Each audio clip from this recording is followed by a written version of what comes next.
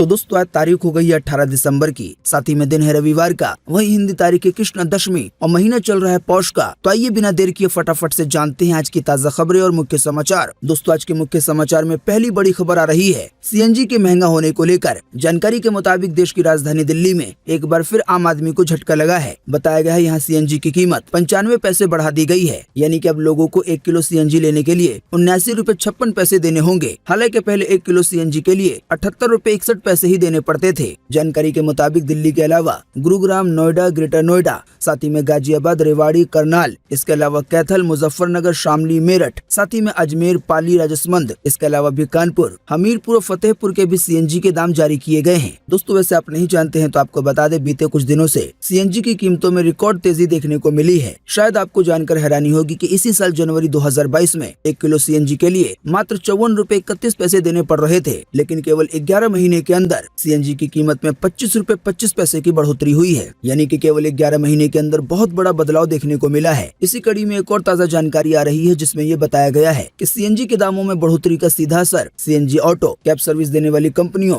और CNG car चालकों पे पड़ेगा। ताजा जानकारी के तहत ये बताया गया है कि कैब सर्विस देने वाली कंपनियां एक बार फिर से किराए के दाम बढ़ा सकती है। वैसे आप नहीं जानते हैं तो आपको बता दें, ओला, उबर जैसी कंपनियां पहले भी ऐसा कर चुकी हैं। साथ ही बताया गया है सीएनजी के दाम बढ़ने की वजह से ऑटो से सफर करने वाले लोगों के लिए भी ये इजाफा महंगाई का बोझ बढ़ा सकता है। आसान शब्दों में कहें तो ऑटो का किराया भी बढ़ सकता है। हालांकि दोस्तों पेट्रोल डीजल के दाम पिछले करीब 7 महीने से स्थिर हैं, यानी कि पेट्रोल डीजल के दामों में न तो कोई बढ़ोतरी हुई है और न ही कोई कटौती की गई है। आप इस इमेज के जरिए देख सकते हैं कि देश की राजधानी दिल्ली समेत देश के 5 बड़े शहरों में पेट्रोल डीजल का अभी ताजा दाम क्या है, जैसे कि मुंबई, भोपाल, जयपुर, चंडीगढ़ और रायपुर में। साथ ही एक और जानकारी आई है जिसमें ये बताया गया है कि पीएनजी की कीमतें भी 91% तक बढ़ चुकी हैं, यानी कि पीएनजी के दाम भी लगभग 2 गुने हो चुके हैं। आप में से जो लोग नहीं जानते उन्हें हम बता दें कि पीएनजी उस रसोई गैस को कहा जाता है जो कि पाइपलाइन के जरिए लोगों के घरों तक पहुंचाई जाती है, यानी कि इस घरेलू गैस के दाम भी लगभग 2 गुने हो चुके हैं। वहीं दोस्तों एक बार फिर से अगली बड़ी खबर आ रही है शाहरुख खान की पठान मूवी के विवाद को लेकर। जानकारी के मुताबिक शाहरुख खान और दीपिका पादुकोण की आने वाली फिल्म यानी कि पठान को लेकर अब देश के 7 राज्यों में विरोध शुरू हो गया है। बताया गया है मध्य प्रदेश, राजस्थान, बिहार, उत्तर प्रदेश, साथ ही में छत्तीसगढ़, गुजरात और महाराष्ट्र में इस मूवी के खिलाफ प्रदर्शन हो रहे हैं। साथ ही एक और जानकारी आई है जिसमें ये बताया गया है कि बिहार के मुजफ्फरपुर में शाहरुख खान और दीपिका पादुकोण समेत 5 लोगों पर धार्मिक भावनाओं को ठेस पहुंचाने और अश्लीलता फैलाने के आरोप में केस दर्ज किया गया है। वहीं छत्तीसगढ़ में शिव सैनिकों ने मूवी से बेशरम रंग गाना हटाने की मांग की है। उनका कहना है कि अगर ऐसा नहीं किया गया तो छत्तीसगढ़ में फिल्म को रिलीज नहीं होने देंगे। साथ ही एक और जानकारी आई है जिसमें ये बताया गया है कि यूपी के मथुरा में हिंदू महासभा भी फिल्म का विरोध कर रहे हैं। उनका कहना है कि अब वो इस मूवी के खिलाफ कोर्ट जाएंगे। दोस्तों वैसे आप नहीं जानते हैं तो आपको इन शॉर्ट में बता दें कि पठान मूवी में एक गाना है बेशरम रंग का, इसमें दीपिका पादुकोण ने भगवा रंग की बिकनी पहनी है। इसी की वजह से विरोध करने वालों का कहना है कि भगवा रंग हिंदू धर्म का प्रतीक है और दीपिका इस रंग के कपड़े पहनकर बेशरम रंग के बोल वाले गाने पे डांस कर रही है। वहीं दोस्तों अब इस पूरे मामले पर टीएमसी सांसद नुसरत जहां का बयान आया है। नुसरत जहां की तरफ से कहा गया है कि भला ये लोग बताएंगे कि आज की महिलाओं को क्या पहनना है। आसान शब्दों में कहें तो टीएमसी सांसद नुसरत जहां फिल्म पठान के सपोर्ट में आती नजर आ रही हैं। दोस्तों आप भी इस वीडियो के नीचे कमेंट बॉक्स में कमेंट करके बताएं कि दीपिका पादुकोण ने जो इस गाने में भगवा रंग की बिकनी पहनी है तो क्या ये गलत है या सही। इस पर आपकी पर्सनल राय क्या है। वीडियो को पूरा देखने के बाद नीचे कमेंट बॉक्स में अपना जवाब जरूर लिखें।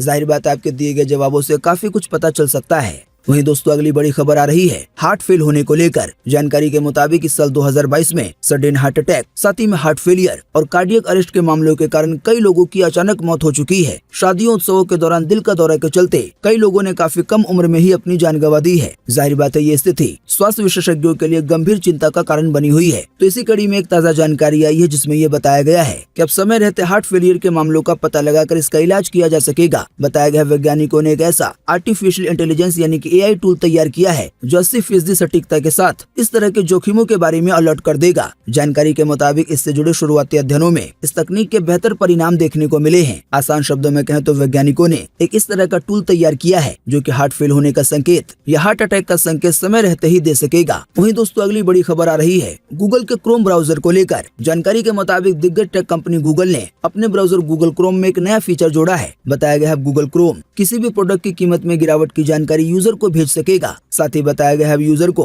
प्रोडक्ट की कीमत को देखने के लिए बार बार पेज को रिफ्रेश करने की भी जरूरत नहीं पड़ेगी। हालांकि साथ ही में गूगल ने बताया है कि फिलहाल ये सुविधा केवल अमेरिका में उपलब्ध है, लेकिन जाहिर बात है आने वाले दिनों में गूगल की ये सुविधा दुनिया के अन्य देशों में भी उपलब्ध हो सकती है। वहीं दोस्तों अगली बड़ी खबर आ रही है ट्विटर द्वारा किए गए सस्पेंड अकाउंट को लेकर। जानकारी के मुताबिक अब एलन मस्क ने कहा है कि ट्विटर पे उन सभी पत्रकारों के अकाउंट्स एक्टिव होंगे जिन्हें अभी हाल ही में सस्पेंड कर दिया गया था। दोस्तों आप हमारे मुख्य समाचार अगर रोजाना देखते होंगे तो आपको पता होगा कि अभी हाल ही में ट्विटर से न्यूयॉर्क टाइम्स, साथ ही में CNN और वॉशिंगटन पोस्ट जैसे कई मीडिया संस्थानों के पत्रकारों के ट्विटर अकाउंट्स को सस्पेंड कर दिया गया था। उस समय एलन मस्क का इस बारे में कहना था कि ये पत्रकार उनके परिवार के लिए खतरा पैदा कर रहे हैं, उनके लोकेशन को सार्वजनिक करके। जाहिर बात है पत्रकारों का अकाउंट सस्पेंड होने के कारण दुनिया भर में बहुत सारे लोग इसका विरोध कर रहे थे। तो एलन मस्क ने इसी विरोध को कम करने के लिए अभी हाल ही में इस मुद्दे पे एक पोल कराया था, यानी कि एक सर्वे करवाया था और इसमें पूछा गया था कि क्या पत्रकारों का अकाउंट्स को तुरंत रिस्टोर कर देना चाहिए, यानी कि सस्पेंड अकाउंटों को दोबारा रीएक्टिव किया जाना चाहिए या नहीं। तो बताया गया इस सर्वे में हिस्सा लेने वाले 36 लाख लोगों में से 59% लोगों ने ये कहा है कि एलन मस्क को पत्रकारों का अकाउंट तुरंत वापस लाने चाहिए।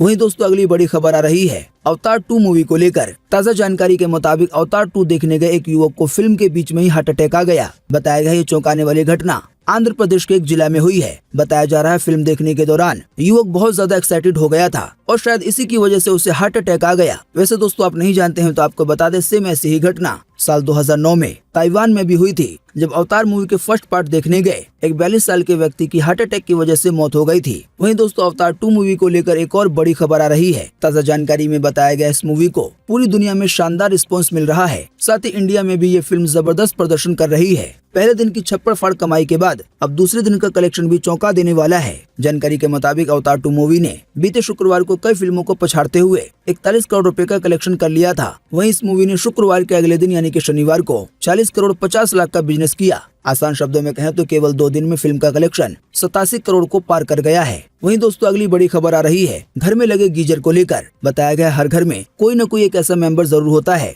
जो गीजर को ऑन करके भूल जाता है। एक ऐसा मेंबर भी होता है जो नहाते समय गीजर को ऑन ही रखता है। बताया गया इन दोनों ही गलतियों के कारण ऐसा हो सकता है कि आपके बाथरूम में लगा गीजर फट जाए और किसी की मौत हो जाए। दोस्तों आपको बता दें ये बात आपको डराने के लिए नहीं है बल्कि अवेयर यानी कि सतर्क करने के लिए बताई जा रही है। दैनिक भास्कर की तरफ से इस जानकारी को साझा किया गया है और बताया गया है कि ज्यादा देर ऑन रखने से गीजर ज्यादा गर्म हो जाता है, जिसकी वजह से वो फट भी सकता है। बताया गया है गीजर के अंदर जो बॉयलर होता है यानी कि जिसमें पानी रखा होता है, ज्यादा गर्म होने की वजह से उसमें लीकेज की प्रॉब्लम हो सकती है। लीकेज होने की वजह से करंट भी लग सकता है जिससे मौत भी हो सकती है। जाहिर बात है अगर कोई बाथरूम बंद करके नहा रहा है और उस समय उसको करंट लग गया तो शायद ही उसकी जान बच पाए। साथ ही बताया गया गीजर का वायर अगर कॉपर नहीं है तब भी वो फट सकता है। बताया गया गीजर से बिजली का झटका ना लगे इसके लिए कुछ बातों का ख्याल रखा जा सकता है, जिससे नल चलाते समय गीजर को ऑन ना करें, इसकी वजह से झटका लग सकता है। यानी कि नहाने के लिए गर्म पानी को बाल्टी में स्टोर कर लें और ध्यान रखें जिस समय आप बाथरूम के अंदर हो या नहा रहे हो तो उस समय गीजर बंद होना चाहिए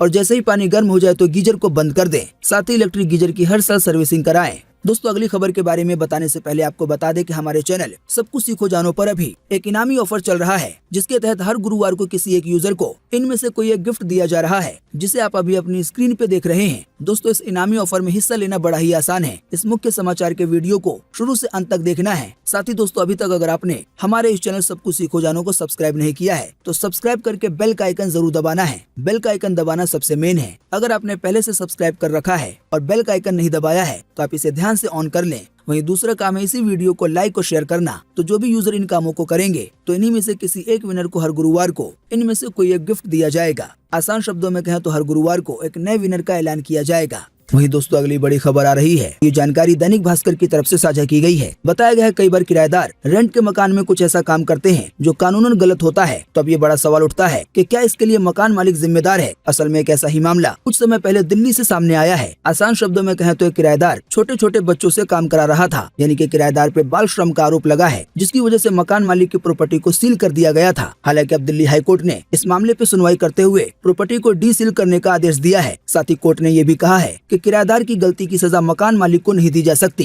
साथ ही दोस्तों आपको बता दें, दैनिक भास्कर पर सवाल और जवाब के जरिए इस मामले को बहुत अच्छे से समझाया गया है। जैसे कि अगर कोई ये सवाल करता है कि मकान मालिक ने किराएदार को घर रेंट पे दिया और किराएदार ने उसमें गैर कानूनी काम किया, तो क्या जब किराएदार की कंप्लेन पुलिस वाले से की जाएगी तो क्या मकान मालिक पे भी एक्शन लिया जाएगा? जानकारी के मुताबिक इस सवाल का जवाब एडवोकेट ललित की तरफ से दिया गया है। उन्होंने कहा है ऐसा कुछ भी नहीं है। साथ ही उन्होंने कहा है अगर मकान मालिक की किराएदार के साथ कोई मिली भगत नहीं है तो वो पुलिस को छानबीन करने में साथ दे सकता है, यानी कि इन्वेस्टिगेशन में कोऑपरेट कर सकता है। आसान शब्दों में कहें तो अगर मकान मालिक बेगुनाह है, अगर उसने कोई गुनाह नहीं किया है तो पुलिस उसका बयान लिखकर उसे सरकारी विटनेस बना सकती है और उस पर किसी तरह का कोई कानूनी एक्शन नहीं लिया जाएगा। साथ ही ये भी जानकारी दी गई है कि अगर किसी मकान मालिक को ये पता चल जाता है कि उसका किराएदार कोई गैर कानूनी काम कर रहा है तो वो इसके लिए सबसे पहला काम 100 नंबर पे कॉल कर सकता है या अपने नजदीकी थाने में जाकर लिखित रूप में शिकायत कर सकता है। साथ ही बताया गया अगर मकान मालिक अपना नाम डिस्क्लोज नहीं करना चाहता है, यानी कि अपने नाम को छिपाना चाहता है, तो वो पुलिस से इसकी रिक्वेस्ट कर सकता है और फिर इसके बाद किराएदार को नोटिस देकर मकान को खाली करवाया जा सकता है। साथ ही बताया गया मकान मालिक किराएदार की कंप्लेन 100 नंबर पे कॉल करने के अलावा शख्स अधिनियम यानी पीटी एक्ट की धारा 106 के तहत सिविल जज के पास जाकर एक पिटीशन फाइल कर सकता है, यानी कि बिल्कुल आसानी से केस कर सकता है। बाकी दोस्तों आप ज्यादा जानकारी के लिए दैनिक भास्कर के इस आर्टिकल को अच्छे से पढ़ सकते हैं। अगर आपके पास ये सभी जानकारियां आ जाएंगी तो आप मकान मालिक हो चाहे किराएदार, आपको अपने अपने कानून के बारे में पता चल जाएगा।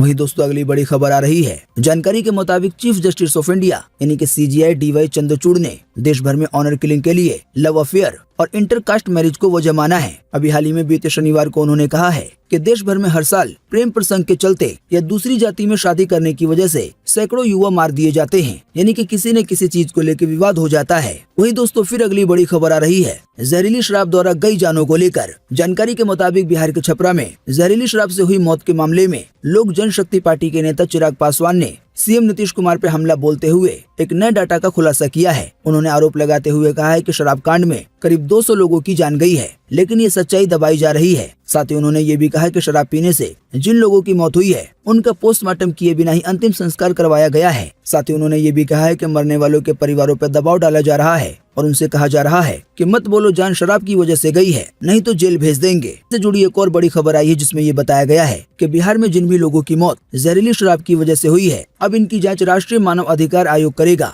यानी कि नेशनल ह्यूमन राइट्स कमीशन। वहीं दोस्तों अगली बड़ी खबर आ रही है श्रद्धा हत्याकांड जैसे एक केस को लेकर। ताज़ा जानकारी के मुताबिक जयपुर में दिल्ली श्रद्धा मर्डर जैसा हत्याकांड सामने आया है। बताया गया है यहाँ एक इंजीनियर ने अपनी सगी ताई की सिर फोड़कर हत्या कर दी। बताया गया रसोई में मर्डर करने के बाद आरोपी बॉडी को घसीट के बाथरूम में ले गया, फिर बाजार से मार्बल कटर लेकर आया और इससे शव के 8 टुकड़े कर ट्रॉली में भरे। फिर बाद में मौका पाकर इन्हें दिल्ली सीकर हाईवे पर 3 अलग अलग जगहों पे फेंक दिया। पुलिस की तरफ से जानकारी दी गई है ये घटना बीते 11 दिसंबर को हुई है। बताया गया 62 साल की सरोज देवी ने अपने जेठ के बेटे अनु शर्मा को एक धार्मिक कार्यक्रम में जाने से रोका तो वो तैश में आ गया और बहस होने के बाद उसने हत्या कर दी। वहीं दोस्तों अगली बड़ी खबर आ रही है GST मीटिंग को लेकर। जानकारी के मुताबिक देश की वित्त मंत्री निर्मला सीतारमन की अध्यक्षता में बीते शनिवार 17 दिसंबर को GST काउंसिल की 48वीं मीटिंग हुई। अच्छी बात यह रही कि इस मीटिंग में किसी भी वस्तु पे कोई भी टैक्स वृद्धि नहीं की गई। साथ ही में GST काउंसिल ने ऑनलाइन गेमिंग, हॉर्स रेस और कैसीनो पे GST लगाने का फैसला फिलहाल टाल दिया है। हालांकि एक जानकारी आई है जिसमें ये बताया गया है कि बायोफ्यूल पर GST 18% घटाकर 5% कर दिया गया है। वहीं दालों के छिलकों पे GST 5% से घटाकर 0 कर दिया गया है। वहीं दोस्तों अगली बड़ी खबर आ रही है पृथ्वी के 90% पानी को लेकर। जानकारी के मुताबिक पृथ्वी पे मौजूद पानी के सभी सोर्स का सर्वे करने के लिए अभी हाल ही में बीते शुक्रवार को पहला सैटेलाइट लॉन्च किया गया था। बताया गया है सैटेलाइट को अमेरिकी स्पेस एजेंसी नासा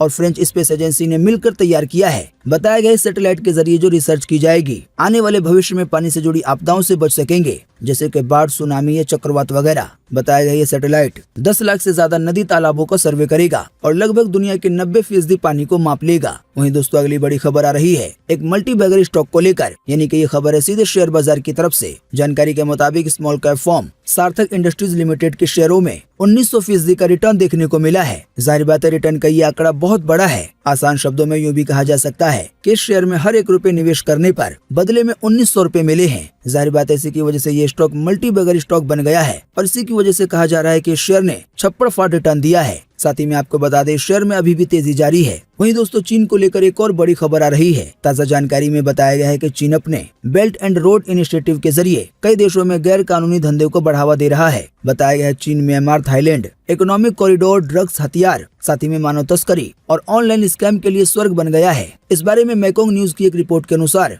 बताया गया ज्यादातर गैर कानूनी धंधों पर चीन के लोगों का कंट्रोल है। आसान शब्दों में कहें तो चीन बहुत सारे गैर कानूनी काम म्यांमार और थाईलैंड में अंजाम दे रहा है, जैसे कि ड्रग्स को लेकर या हथियार को लेकर या यहाँ तक कि मानव तस्करी को लेकर, साथ ही में बहुत सारे ऑनलाइन फ्रॉड। साथ ही ये भी बताया गया है चीन म्यांमार और थाईलैंड के जरिए दुनिया भर में बहुत सारा ऑनलाइन फ्रॉड भी करा रहा है। वहीं दोस्तों अगली बड़ी खबर आ रही है सिद्धार्थ मल्होत्रा की एक नई मूवी को लेकर। जानकारी के मुताबिक सिद्धार्थ मल्होत्रा और रश्मिका मंदाना के फिल्म मिशन मजनू का जबरदस्त टीजर रिलीज हो गया है। आने वाले 20 जनवरी 2023 में रिलीज होगी। बताया गया ये एक एक्शन थ्रिलर फिल्म है जिसमें सिद्धार्थ मल्होत्रा एक रॉ एजेंट का रोल निभा रहे हैं। बताया गया टीजर में सिद्धार्थ पाकिस्तान में ही रह रहे भारतीय जासूस बने दिख रहे हैं जो देश के लिए कुछ भी कर गुजरने को तैयार हैं। साथ ही बताया गया ये रश्मिका मंदाना की दूसरी बॉलीवुड फिल्म होगी। इससे पहले वो गुड बॉय में नजर आ चुकी हैं। वहीं दोस्तों अगली बड़ी खबर आ रही है ट्विटर के जैसे कू ऐप को लेकर। जानकारी के मुताबिक ट्विटर ने भारतीय माइक्रो ब्लॉगिंग प्लेटफॉर्म कू का अकाउंट सस्पेंड कर दिया है। यानी कि कू का अकाउंट जो ट्विटर पे बना हुआ था, ट्विटर की तरफ से उसे सस्पेंड कर दिया गया है। अब अकाउंट सस्पेंड होने के बाद कू के को founder chief executive Radha Krishna ने कहा है कि हमें पता नहीं है कि हमारा अकाउंट क्यों सस्पेंड किया गया है। इस बारे में हमें कोई सफाई नहीं दी गई है। साथ ही उन्होंने बताया कि उन्होंने एक ट्वीट भी किया है कि आखिर ट्विटर प्लेटफॉर्म पर कू ऐप के अकाउंट को क्यों बैन किया गया है। साथ ही को फाउंडर राधा कृष्ण की तरफ से ये भी कहा गया है कि एलन मस्क की ये कैसी फ्री स्पीच है। वैसे दोस्तों आप नहीं जानते हैं तो आपको बता दें, ये बिल्कुल ट्विटर जैसा है। यानी कि ये भी एक माइक्रो ब्लॉगिंग साइट है। दुनिया भर में ट्विटर के बाद दूसरे नाम पे इसी का नंबर आता है। वहीं दोस्तों अगली बड़ी खबर आ रही है बच्चों के सिर के मनचाहे शेप को लेकर। इससे जुड़ी एक जानकारी में बताया गया है कि सिंगापुर की मैरी अपने नवजात बेटा को हमेशा हेलमेट पहनाए रखती है। वो चाहती है कि उनके बेटे का सिर गोल नजर आए। उन्हें लगता है गोल सिर वाले लोग सुंदर लगते हैं। बताया गया ऐसा करने वाली मैरी अकेली नहीं है। जानकारी के मुताबिक एशिया के कई देशों में, खास तौर पे चीन और चीन के पड़ोसी देशों में बच्चे के सिर को मनचाहा शेप देने के लिए माए बच्चों को हेलमेट पहना के रखती हैं। हालांकि बताया गया ऐसा करने की वजह से कई मामलों में बच्चा पागल हो सकता है और उसका दिमाग छोटा रह सकता है। वहीं दोस्तों अगली बड़ी खबर आ रही है अमेरिका के पूर्व राष्ट्रपति डोनाल्ड ट्रंप को लेकर। जानकारी के मुताबिक डोनाल्ड ट्रंप ने खुद के डिजिटल कार्ड्स रिलीज किए हैं। इनमें वो सुपर हीरो और अंतरिक्ष यात्री के कॉस्ट्यूम में नजर आ रहे हैं। इन कार्ड्स की कीमत $99 यानी कि करीब 8,000 रुपए है। साथ ही बताया गया ट्रंप इन्हें बेचने के लिए और ग्राहकों को आकर्षित करने के लिए तरह तरह के लालच दे रहे हैं। वो कह रहे हैं कि ज्यादा कार्ड खरीदने वाले व्यक्ति से वो मुलाकात करेंगे, साथ ही में उनके साथ गोल्फ भी खेलेंगे। साथ ही बताया गया 45 कार्ड्स खरीदने वाले लोगों को उनके साउथ फ्लोरिडा स्थित रिसोर्ट में एंट्री और पार्टी मिलेगी। हालांकि खास बात यह है कि ट्रंप को कार्ड बेचने से जो भी पैसा मिलेगा वो उसे चुनाव अभियान में इस्तेमाल नहीं करेंगे बल्कि खुद अपने पास रखेंगे। वहीं दोस्तों अगली बड़ी खबर आ रही है हिमाचल के किन्नौर में आए भूकंप को लेकर। जानकारी के मुताबिक हिमाचल प्रदेश के जनजातीय जिला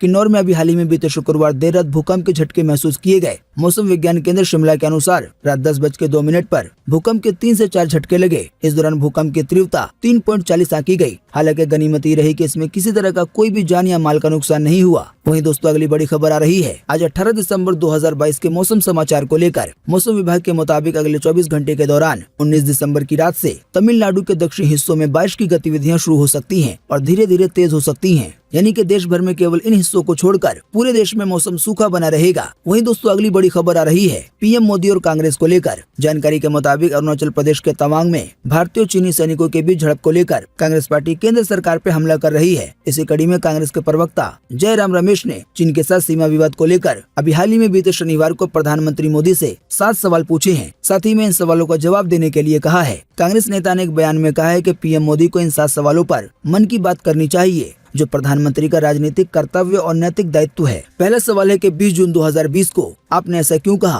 कि पूर्वी लद्दाख के भारतीय क्षेत्र में चीन की ओर से कोई घुसपैठ नहीं हुई है। वहीं दूसरा सवाल है कि आपने चीनी सेना को हमारे सैनिकों को पूर्वी लद्दाख में ऐसे हजारों वर्ग किलोमीटर क्षेत्र में गश्त करने से रोकने की अनुमति क्यों दी, जहां हम मई 2020 से पहले नियमित रूप से गश्त कर रहे थे, यानी कि कुछ एरियो में जाने से क्यों रोका। वहीं तीसरा सवाल ये किया गया कि आपने 17 जुलाई 2013 को कैबिनेट द्वारा स्वीकार की गई माउंटेन स्ट्राइक कोर की स्थापना की योजना को ठंडे बस्ते में क्यों डाल दिया। वहीं अगला सवाल किया गया कि आपने चीनी कंपनियों को पीएम केयर्स फंड में अंशदान की अनुमति क्यों नहीं दी। वहीं अगला सवाल किया गया कि आपने पिछले 2 सालों में चीन से आयात को रिकॉर्ड स्तर पर बढ़ने क्यों दिया। वहीं दोस्तों अगली बड़ी खबर आ रही है भाजपा नेता जेपी नड्डा के एक नए बयान को लेकर। जेपी नड्डा ने अभी हाल ही में बीते शनिवार को कहा है कि राहुल गांधी चीन और पाकिस्तान की भाषा बोलते हैं। साथ ही भाजपा के प्रमुख ने यह भी कहा कि उनके बयान की जितनी आलोचना की जाए वो कम है। उनका बयान सेना के मनोबल को तोड़ने वाला है। असल में दोस्तों अभी हाल ही में तवांग में ताजा घटनाक्रम के बाद कांग्रेस नेता ने बयान दिया था कि अरुणाचल प्रदेश में चीनी सैनिक भारतीय सेना के जवानों की पिटाई कर रहे हैं। वहीं दोस्तों अगली बड़ी खबर आ रही है अबॉर्शन को लेकर। ताजा जानकारी के मुताबिक अभी हाल ही में बेंगलुरु में 12 दिसंबर को 33 साल की महिला की अबॉर्शन वाली गोली खाने की वजह से मौत हो गई है।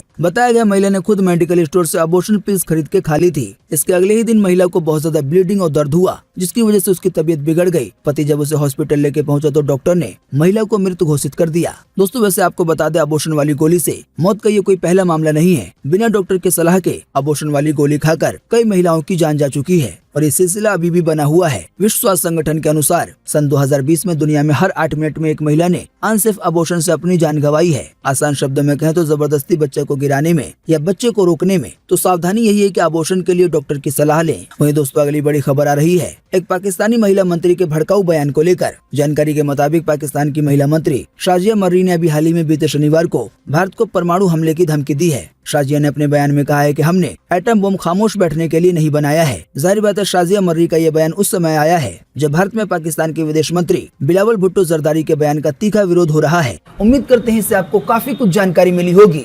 हम बस इसके बदले में आपसे इतना ही चाहते हैं कि आप इस वीडियो को लाइक कर दें और शेयर कर दें, क्योंकि आपका लाइक और शेयर करना ही होता है हमारी मेहनत का फल। वीडियो देखने के लिए आपका बहुत बहुत धन्यवाद। Thanks for watching.